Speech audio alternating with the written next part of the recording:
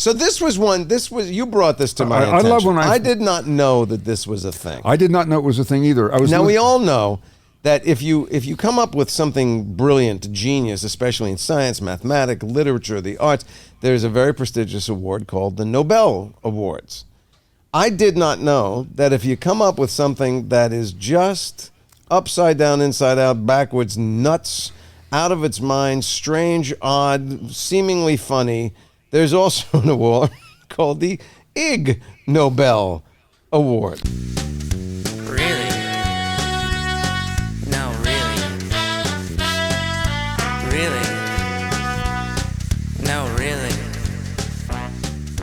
Really? So our guest is Marc Abrahams, who created this yearly award. Actually, it's 10 awards every year.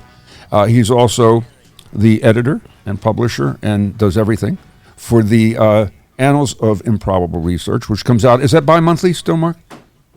You know, that's a confusing word. I've been doing this for a long time. I'm still not sure what bi-monthly means. It comes out every 2 months. You should buy it monthly. Oh, that's what you should do. Every 2 months. Well, Every 2 months. Semi-monthly, bi-monthly. It's Semi-monthly. You can argue these things. Is it septannual? Is that what it is? And I got to tell you, I fell in love with... 6 times a year. Yeah, there you go. I fell in love with the concept. I fell in love with the fact that I started watching the ceremony and his TED Talk. Yeah. Everybody out there should go to the website, download the magazine first and see the articles. Yeah. But I'll let Mark run through. First of all, Mark, let's say hi, and how did you get involved in this? Hello, Explain Mark. Welcome to, if you thought what you were doing was ignoble, now we neither make people laugh nor think, but there's got to be an award for that either. They think what the hell did I just listen to? Downloaded the wrong podcast. Yeah. All right. Well, let me say hi. Hi. Hi. Okay. How are you, so sir? we're off to a beginning. Yeah. Back in 1990, I was doing very different stuff, and since I was a little kid, used to collect odd things and write about them and other stuff. And I decided to see if I could get something published if I sent it into a magazine. So I sent a bunch of stuff to a magazine. And then a few weeks later, he got a phone call from a man who said, "Hi, I'm the publisher of the magazine. Got your articles. Would you be the editor of the magazine?" So this is how I became the editor of a science magazine. I'm laughing only because I'm going, what? When your article arrived, the guy must have gone, thank God somebody finally contributed. We've had nothing. We got one guy. Let's immediately knock him up the food chain already. That's fantastic. Yeah, it was a glorious thing all around. So I started doing that on top of what I was doing, and suddenly I was meeting all kinds of scientists, inventors, all kinds of people who've done all kinds of unthinkable things. And a lot of them were very, very funny things, but also really obscure. And I kept thinking most of these people are going to live their whole life. Someday they're going to die, and nobody will ever know they did these things. And that's wrong. Somebody should do something. So I realized, well, we can do something small. So we started this little thing in 1991. And it's a long story, which is not interesting why we called it the Ig Nobel Prizes. So we had a name, picked a bunch of winners. I had met a lot of scientists, so I invited a bunch of people who had Nobel Prizes to come to this ceremony we were having, and they all said yes. I had been introduced to somebody at MIT, Massachusetts Institute of Technology, who ran the museum there, who knew the history of my magazine lots better than I did, and told him this idea of the ceremony. He said, "Do you have a place to hold it?" "No." "Do you want to have it here?" "Sure." So we had a nice place to have it. The internet was really small at that point, but we put out a notice on the internet saying the first annual Ig Nobel Prize ceremony will happen on whatever the date. It's free this year, but you've got to have a ticket in advance. And to get a ticket, go to MIT to some particular audience on Tuesday afternoon at noon. Tuesday afternoon at noon, there were more people than tickets, hundreds of people. So we had the place packed. I'd also, in those first months, met a lot of reporters from a lot of places. So that first night, we had winners. We had Nobel Prize winners to hand out the prize. We had more people climbing the sides of the building than could fit in. We had reporters coming from many countries. And we kept, I think I can speak on behalf of everyone who was there that night. We all had the feeling that at any moment, some grown-up person would walk into the room and tell us to stop this and go home. But nobody did. And the next day and after that, we started getting lots and lots of publicity around the world, huge amounts. And because it happened to work so well, we got lucky that first year. The next year, we could do it on a much bigger scale. And that just continued and continued. And the fifth year, I guess, we moved it down the road 2 miles from MIT to Harvard, where it's been all these years. And I know the actual physical award changes every year. Do you remember what the first one was? It was, you might have this in your memory. You could go into the worst toy stores in existence and you could buy a little plastic mirror that had some electronics and a battery inside. And if you pressed a button, it would scream at you. So that was the prize. And we try to keep the same spirit every year in designing our own prizes that we build. My The favorite one that is I the saw online. the $10 trillion bill that you gave out. Oh, the right? $10 trillion, $100 Oh, trillion. yeah. dollar. Well, I No, explain 10. that. There are a lot of prizes that give money, sometimes a lot of money, to the winners. And we never had any money, so we never thought about it.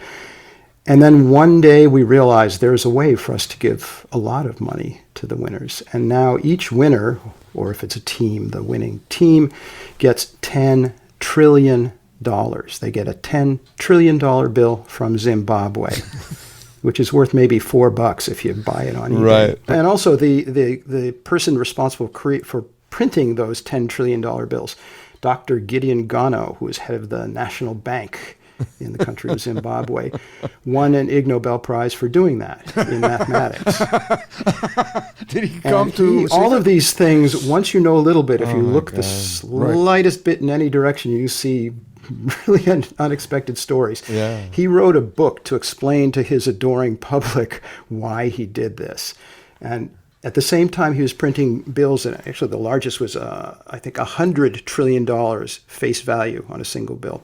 At the same time, he was having the government print up bills, same size, with a face value of 1 cent.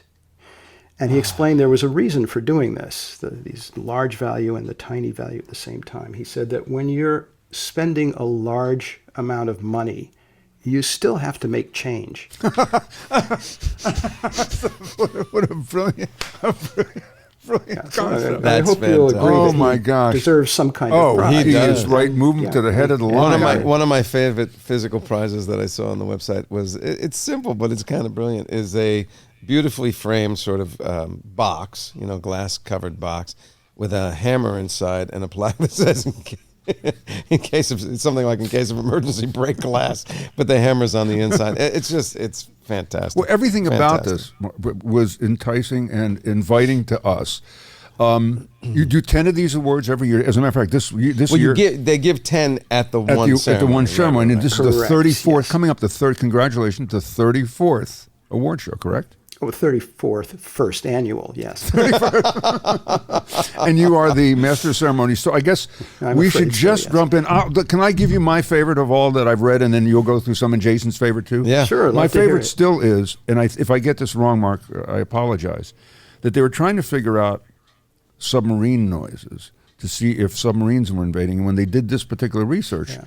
they found out that herring, the sound they were hearing was actually herring farting, and that's how herring communicate. So, can you talk to us a little bit about that? Sure, you sure you want to hear it I now? do want to hear it. All right, we gave a prize, this would have been about, 2002 or 3 or 4, somewhere around there. And it was to 2 teams of scientists, one of them in Canada and Scotland, and the other in Sweden. They'd both, at the same time, done the same thing. Didn't know they were both doing it. And both of them had discovered that there were these odd little metallic clicking sounds, like click, click, click, click, click, click, click, click, click, really fast. And that was coming from herring, and that it was herrings farting.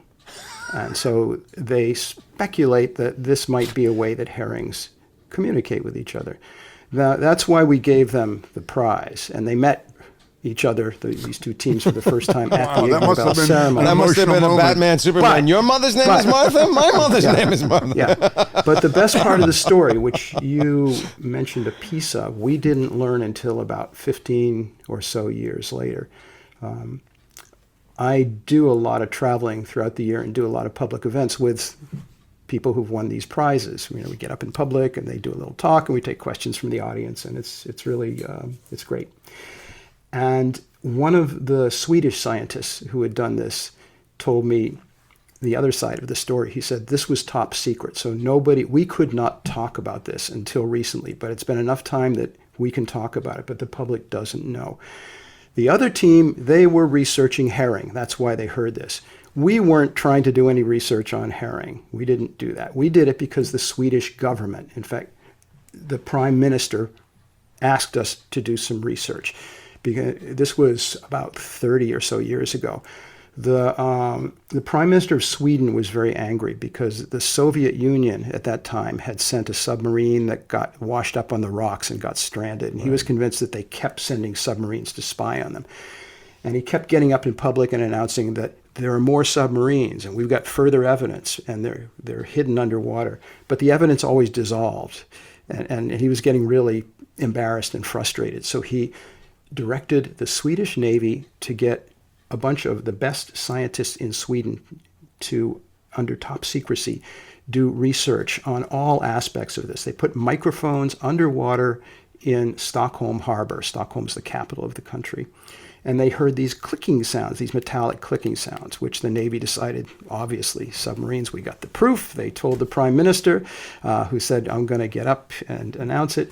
And he double-checked with all the scientists who said, yeah, except for these fish biologists who listened to it for about a minute and said, that's not a submarine, that's fish. And you give us a couple days, we'll tell you exactly what kind of fish. And they pretty quickly discovered it's herrings. So they could do it. They could take, even a dead herring, put it underwater in a fish tank, squeeze it, and Jason will understand this personally at this moment. Sure. And what's inside is going to come out and make a noise. And the prime minister did not want to hear that. He said, no, it's submarines. I am going to announce this. So the best part of the story to me is what happened next. These two biologists, these two scientists in Sweden said, go ahead if you want. But if you do that, we're going to get up and tell the public that, no, we've got the evidence that it's herrings farting. And the prime minister backed down and never made an announcement. Now, That's a great amazing story. Now, was there a follow-up, which could also win an Ig Nobel, about why herring are so flatulent to begin with? What are they eating? Are they drinking a lot of club soda? What's happening? Well, it's sort of it's farts technically. It's not the kind that. Sorry for presuming that you or I might make. Yeah. It's fish have a thing called a swim bladder. So they take Right. Yes. They breathe in air and then they release it sometimes, and that's how they go up and down. Yeah. So it's that was coming out. And it was that. Fish fart. that But was are making they it so around. good enough that they could say that's a tilapia fart as opposed to or anchovy fart? I mean, is it that I can sensitive? put you in touch with them if you want to ask them directly. I don't. wanna I see speak a for whole them. episode Hold coming on, up. I think we said another really. 'Cause, And by the way, topics are starting to dry up. the other thing is, if we do this, we may get the award. Right, next we could next get year. the- Well, Dis- possible. Discerning. You can also go to the supermarket, buy some dead tilapia, stick press- it in a fish tank, and squeeze it and see. And see what happens. What sound if we get a comes out. bubble. I think he's baiting us Yeah. not to use a fish term. So, what was your? One of mine that I was particularly drawn to, I guess because I want to know, I want to know the inception. Transmission of gonorrhea through an inflatable doll. Yeah, that- you have questions about that? What was it? I can imagine a number of scenarios. One could be somebody said, hey, there's a proliferation of these sex toys and sex dolls, and I wonder if it is safe and healthy to use them without protection that we would use with a real person, or if somebody, suddenly acquired a case of gonorrhea and said, I swear I haven't been with anything other than this sex doll, and had to then verify. What was the impetus to do the study? All right, here's the story of it.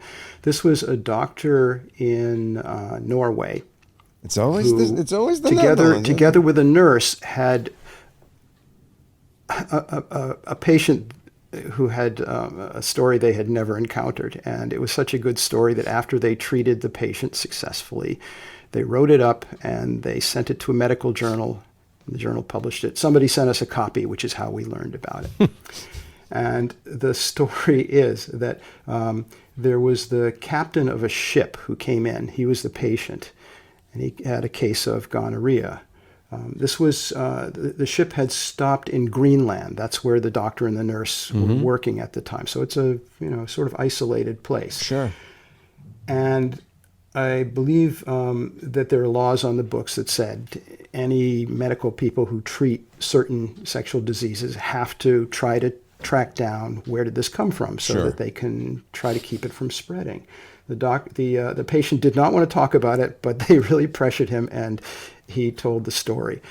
The story was that he had gone and knocked on the door of one of his crewmen who wasn't in. So he opened the door and he saw this inflated sex doll and it made use of it.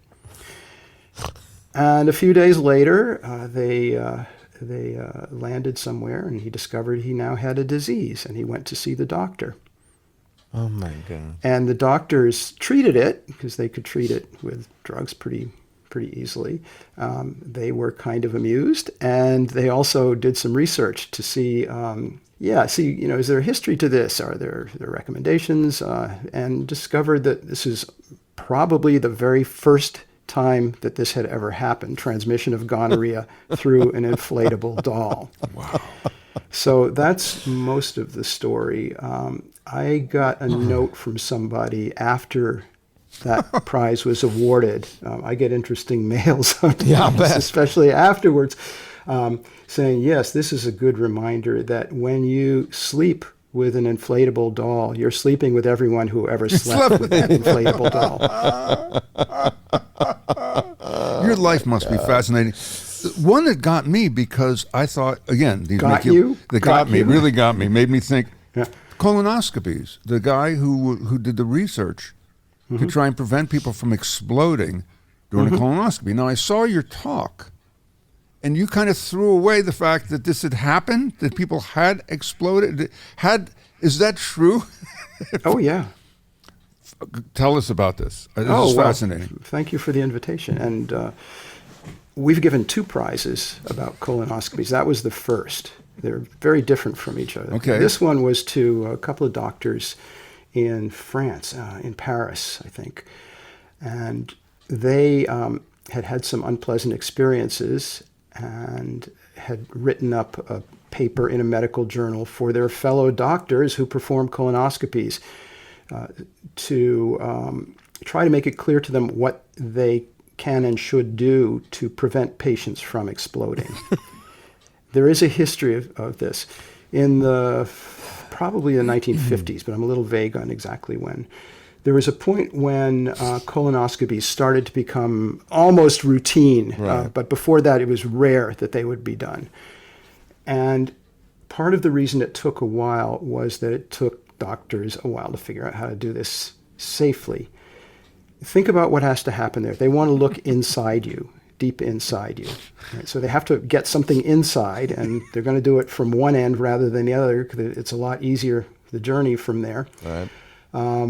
It's dark in there, so they need a light that they stick in there. And it's also cramped, so they need to expand the thing so they can see. So what they do to expand it is they would put gas inside you, and they would use oxygen at the beginning, and then they would put a light inside there. And in the 50s, every light they used generated heat. So they're putting oxygen inside you and then heating it. Oxygen And and they were methane, I having might add. patients who exploded. And happened- fatally exploded. Some of them, yes. Wow. How do you come out and Yes. tell the wife, we got good news, no polyps? They're clean, but he's also all over the ceiling of the lab. One of the things that the medical profession learned fairly early in this was that you do not use pure oxygen. Yeah. Doing this. Wow. What is you've given so many of these out. You get thousands a year, I'm guessing, thousands of applications. Yeah, one year I did a rough count of, because anybody can send in a nomination. We get about 10,000 new nominations in a typical year. And we also, whatever's not chosen one year, if it's strong, we'll consider it again in the future. Yeah. And how do you vet these? Because there's another layer to everything you're getting. You have to go. Well, once we've narrowed it down, then we start digging in to make sure it exists and that it's not an exaggerated thing. And then once we've chosen the winners, because we keep the winners secret until they're introduced on stage, there's a lot of diplomacy that has to happen secretly. Finding them, first of all. Sometimes it's not easy to find these people. And then explaining what it is and getting them to rearrange their life so they can travel here from wherever they live around the world and all that. The folks that receive it, other than it is acknowledgement and it is kind of fun and perhaps in its own way has become prestigious. Is there anything in it for them other than that? Does it, for instance, has something that's won the Ig Nobel ever gone on in some other form to become, I don't want to use the word more serious science, but has it become more practical? Has it actually there's turned a lot out of to stuff be like that that's practical. I mean, that's a question we could talk about for days. But one thing to think about is all the stuff that we get taught in schools about science, all these great discoveries and inventions and stuff. You know, the picture I always had from the way I learned stuff was, so-and-so came up with this idea, made this discovery, and everybody realized how great it was instantly. Right. That almost never happens. From your own life, from your own experience, every time, even a tiny thing, even in your household, that you figured out that made life better, you tell whoever you're living with. How do they react? First of all, they don't want to hear it. Right. Quite often they'll say, "Oh, that's stupid." Or that doesn't work. And this is what happens to scientists. This is what their job is. 9 out of 10 or more of the things they come up with, that's the reaction they get. But the rare ones that do go on to get used, especially if they turn into a lot of money around the world, then the story changes. Then it's this great, glorious discovery everyone recognized, and the real version, that gets forgotten. What really makes these things funny is that everything we pick for a prize is way outside almost anybody's normal experience. And when you encounter something big or small, no matter what it is, if it's really something you've never thought about it, that's sometimes going to be your reaction. You just start laughing. Who knows why? You just do. Everybody does. So we're picking the stuff that has that effect on almost anyone, anywhere. And also, if we've done a good job, has the effect that a week later it's still bouncing around in your head. Yeah. Really, all you really want to do is find your friends and tell that's them. where I am with the centrifugal force delivery table. The Blonsky's? Yes, the where I Blonsky just thought, device. The Blonsky device. But some of that you go, well, but Could make sense. That could make some sense, but you're going to nauseate a woman that's already. I mean, you're going to spin her like she's on a tilt-a-whirl. It's. Can you explain that? Explain what the Blonsky's device. Yeah, a lot of people listening may have this picture deep in their memory. It's a drawing. It's a technical drawing from an old patent. Patent was given in 1965 to a married couple, George and Charlotte Blonsky. And it's for what they describe as a device to assist a woman in giving birth by using centrifugal force. So this device, as Jason just described, it's a large round table with a bunch of machinery underneath. When the woman is ready to deliver her child, she lies on the table on her back. They strap her down to the table, and then the table's rotated at high speed, and the child comes flying out. Brilliant. And this patent it's a truly beautiful patent. The drawings are highly detailed. They're beautiful drawings. They're very memorable. And the writing, if anything, is even better. The writing is the closest I can think of to describe it is it's sort of like Edgar Allan Poe. It's beautiful writing, and it goes on for pages, and most of the detail, and there's a lot of detail, is about the little and the big things they built into this machine to try to ensure the safety of the mother and the child. For example, there's a lot of stuff in there to put in what they call a speed governor, something to make sure it doesn't spin too fast. Right.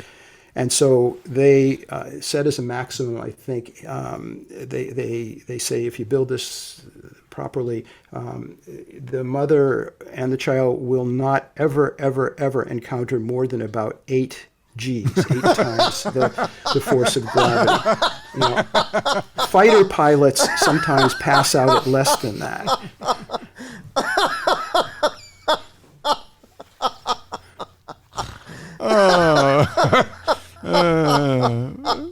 Right, Top Gun. It's Top Gun delivering a baby. Oh my gosh! And do they have the diagrams? Do they have people stationed at different places in case the release happens at 12 o'clock or 12:15 or 1:30? There's a lot of provision in there to do this.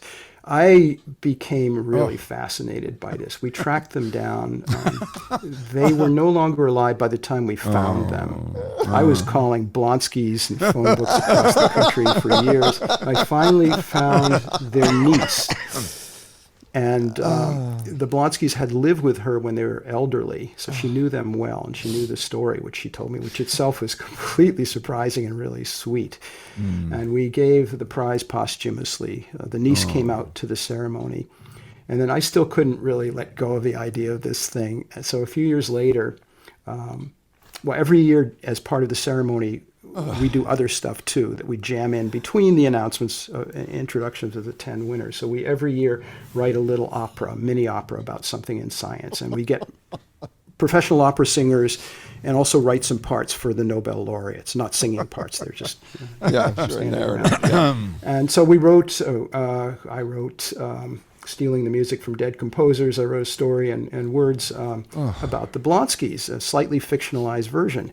And in the Blonsky opera, George and Charlotte were the ones to make the first use. And at the end of it, pregnant Charlotte is giving birth to the first time. So the way we staged that was there was a curtain with the machine behind it, and you could see the parts whirling.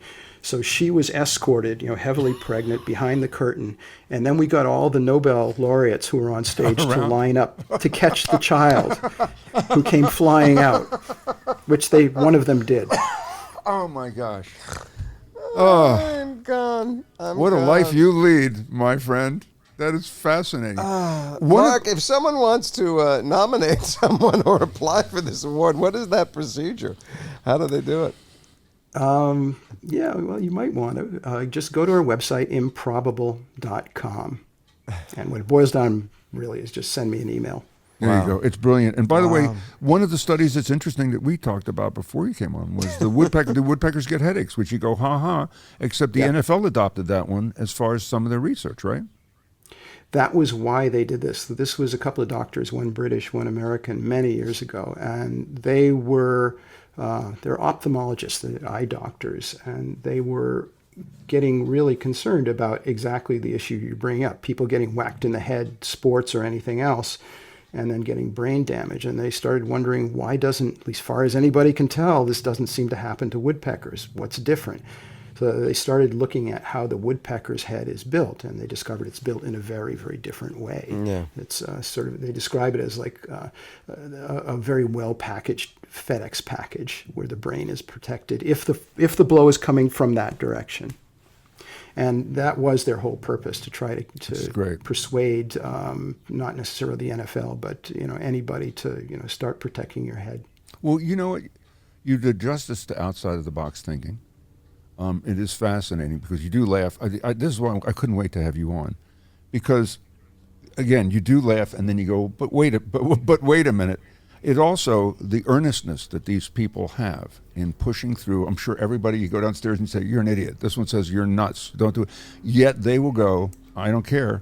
I'm going to continue to do this because it fascinates me. It's something I want to know the answer to. So that's. Yeah, but you're talking as if these are creatures, these scientists, like they're creatures in a zoo who are different from everybody else. They're not. Right. Everybody is like this in your job. Whatever you do for your job, whatever it is, you probably discover maybe if you have a family party once a year where your oldest relative comes up and says, oh, I want to know exactly what you do for work. Right? Tell me exactly what you do, say, on a Tuesday morning at 10 a.m. for the next 5 minutes in great detail. And if you describe that, you're going to stop talking very quickly because you hear words coming out of your mouth that make you sound like a lunatic. Everybody's life is like that. You know what? You're right. Well, You're I have to both thank and blame Mark for two things, because one of their discoveries verifies something I've always believed, and one of them is going to still give me trouble with my wife. The one, oddly enough, that will not give me trouble with my wife is that there is no direct correlation between foot size and genital size in a man.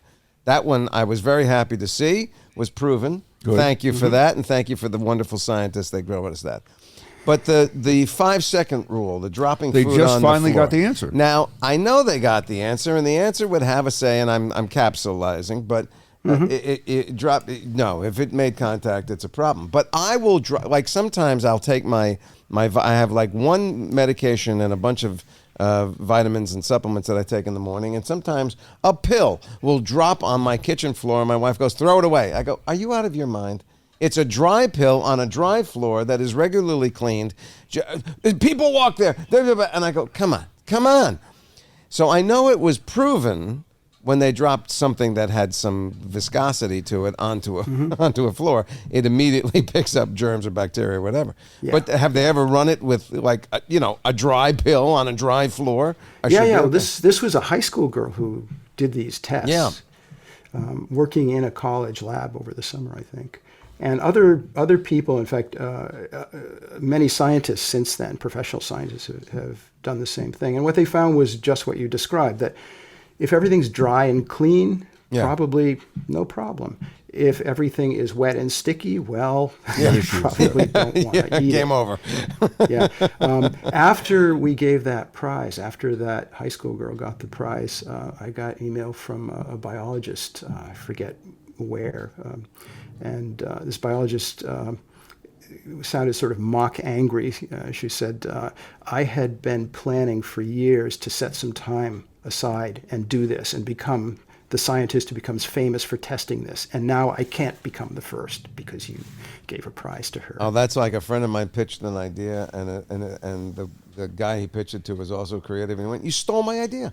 You stole my idea. I was 2 weeks away from having that idea."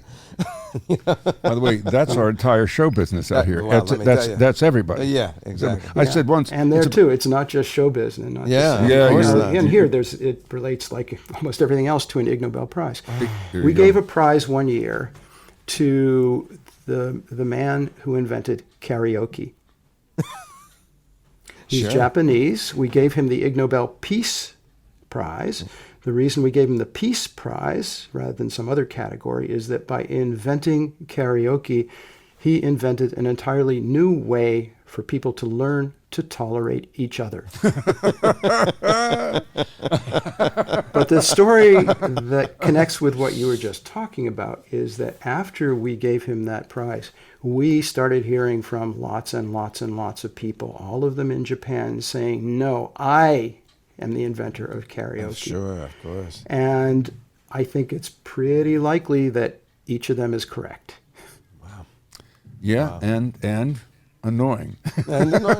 Mark, thank you. The award show is, by the way, the 34th. The 34th award, the 34th, what do you call it? First The 31st for an annual is 9/12/24, correct? Yep, And September 12th. And it will be webcasts you live go. as usual. Oh, And where do you webcast it? Pardon? Where do you webcast it if people want to see it live? They can see it on YouTube. They can see it on improbable.com. Well, watch it. And by the way, I won't tip everything, but there's costumes, there's paper planes, there's harassment. There, if people go long, it is really an entertaining thing to see. And, a unique And it thing. moves at a good clip. You know how we Yes, you make do. sure that the speeches never go long. Yeah. Yes. Well, why don't you tell that part you can reveal? Go ahead. Yeah, we used to have the problem that every event has if you have a lot of speakers. And people think of it as the Academy Awards problem. Everybody always gets up there and they think of 1 or 2 or 10 more things they want to say, and pretty soon it's way past midnight. The first few years we didn't know how to deal with that, so we sat down and we came up with a solution that we tried, and it works. We've used it ever since. We, every year, go out and we recruit a really cute little 8-year-old girl who has an unusual kind of personality that you can describe as ice water in her veins. The kind of little kid who in any room full of adults, she's the one person who's really controlling what happens in that room. You know, they're rare, and all the parents who have kids that age know who this kid is. That's we find them through the networks. Oh, she sits at the side of the stage during the whole night, and I explained at the beginning how this works, that whenever she feels somebody's talked long enough, she will let them know. And I ask her to demonstrate. So this little tiny girl stands up, walks all the way across the stage up to the person who's talking at the microphone. She looks up at that person and she says, "Please stop. I'm bored. Please stop. I'm bored. Please stop. I'm bored. Please stop. I'm bored." She doesn't stop until they do. Is that And it works. Lesson Well, that was yeah, Anthony. Anthony he hosted the Emmys this year. He had his mom in the audience, and she would go, "That's it, honey. That's enough." It's enough. Yeah, You move bring joy quickly. to science and tech and medicine, and we will remind people that they can watch on 9, 12, 24. And Not listen- just science, tech, and medicine. We give a literature prize often. I'm sorry. We've given art prizes. We give prizes at anything as long as it's something that will make anyone anywhere laugh and then then think. Hey, Peter, we should nominate ourselves. Just saying. Yeah, I don't think so. All right. Yeah. I'm bored. Stop talking. I'm bored. Stop talking. Mark, thank you very much. Thank for you, being Mark. on. Okay, thank you both. There are a couple that we didn't get to, by the way, that I just want to bring Sure. up, and then we'll do our Guggenheim. Well, there was one that I love that thematically has been a part of our show forever. Go ahead. The chemist who extracted vanilla from cow poop. We keep finding vanilla Vanilla in the pla- strangest By the way, places. are we running out of vanilla? Yeah, I know that's we're the running out of other thing. stuff. Why can't we just Lithium plant and more other vanilla stuff. beans? Why are we going to gopher anals? And Starbucks says, "I'm sorry, we're out of vanilla, but we're squeezing stuff right now to try and find some more." Yeah. What else do we have? Leaning to the left makes the Eiffel Tower look smaller. Oh, sure, yeah. There you go. Monitoring brain cell activity of locusts while watching Star Wars. I don't know what they learned from that. Are there equal number of hairs in each human nostril? Somebody was doing that experiment on cadavers. I know that there was a survey, a preliminary survey of rhinotelexomania in adolescent samples, meaning the preponderance of teenagers to pick their nose. That was a big one. And they also had a sound. Somebody was studying a sound that would annoy just teenagers that no one else could hear. I'm watching the award show this year. We have to. We have He to. may be on every year. I He know. may be an annual for us. Google. Here, can I just say, I have a couple of things that I think are dumb ideas that Okay, you laugh all right. at, but go, why not? Why shouldn't we do it? Right? Okay, all right. So, when you vote, you get a thing that says, "I voted." Yeah. Why don't they give you a copy of your vote so that you can prove it? Why don't they print out exactly what you did so you can get the one you're going to hand in and the one you have, and you go, they look exactly like, that's right, that's what I did. Here, now you never have to worry about, did the machine count it the right way, but done. Wait. If you want to make money, sell it on a T-shirt. Sure, why not? How about this? This I don't understand, and we should have had, when we had Richard Quest on, we should have asked this. Why don't they board the airplane from the back? Why are they boarding from the front? It immediately creates a log jam up front. Why don't they board the passengers that are sitting in the back? If you're sitting in the last 5 rows, go. You know why? If you're sitting in the next You know 5 why? rows, go. You Yeah, know go why? ahead. Tell me. Think about it. What's my answer? Think You about can't use the overhead. Close your No. no. Close your eyes and think about an airport for a second. Yeah. The plane pulls in. The sky that comes out to the door. What, are you going to back the plane into the airport? Well, first of all, yes, you could. That's number one. But number two, it You're doesn't matter. Let them go in the same door, but move to the back. You're in the back. Why are we... Instead, you come on, everybody's jamming up the front, and they go, keep coming, keep coming. You're trying to get past the people who are trying to get into their seats right here. You're going to have a log jam no matter what. Go to the back. That's where you're sitting. Figure it out when you get back there. In the meantime, you get everybody on the plane more efficiently. I don't have to convince you. I know I'm right. The last one is... By the way, this is what I live with all the time. Why not I don't have to convince this? anybody. I know I'm right. This is why I got D's in school. Why is there not a broadcast signal or an app so that when there's lockdown, bumper-to-bumper traffic on the freeway, assuming an emergency vehicle doesn't have to get through to do something, that says, hey, everybody on that freeway, you can use the shoulder lane. Why not have a thing that goes, yep, It would immediately create expand the lane? chaos. No one. No one. That's what the emergency vehicles have to get to, because emergency I vehicles have to said get if to the there's car. no emergency vehicle that is necessary. All right, you handle it. Do me a favor. You're assigned. Take care of that for me. Will you? How about it's 2024? with Wi-Fi and everything else, I'm sitting at a light. Yeah. There's no traffic going this way, and you're idling and you're using fossil fuels that Not are going me. into the I have thing. a hybrid. I'm I on electric understand. one. So yours is putting out all kinds of silent shit. It's silent gas farts. Like a herring. By the way, herring farts. Yeah. If herring farts in the water, there's a tree fall in the forest. So Guggenheim, what do you got? David Guggenheim.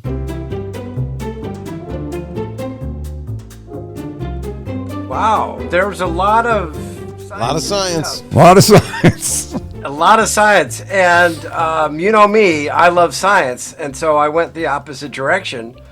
I started reaching because it's the Nobel Prize, right? But a lot of people think it's the Nobel Prize, Correct, right? And yes. like you're like nobility or Right, royalty. yes.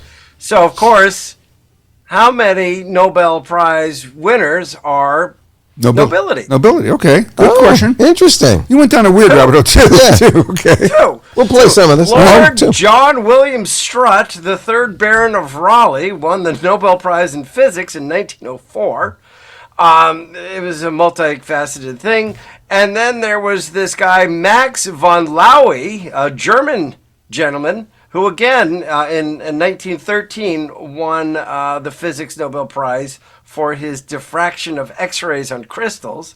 And the interesting thing that I learned about him is he was born Max Laue, but when his father became a noble, they put the von in. Sure. That's how the Germans indicate Royalty. nobility. Now, not everybody that has Sure, the von yeah. is noble, but that's where it began. I'm like, oh, I did not know. He also, in making that change, won the Jerry Lewis I Love That Name Award. Mac Van Laue!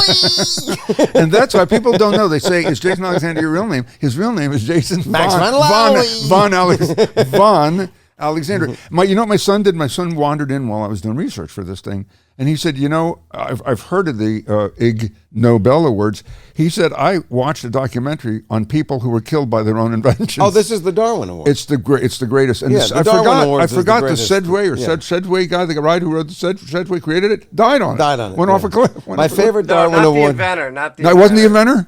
No, he bought the company and died on it. Okay. My favorite Darwin Award was the guy who was in a log cabin in the dead of winter, and he was drinking and he ran out of things to drink. So he's sitting in front of an open fire, and he drinks the kerosene out of his kerosene lamp and throws up into the fireplace, and the kerosene ignited on the vomit flow, and he blew out his lungs. And goodbye.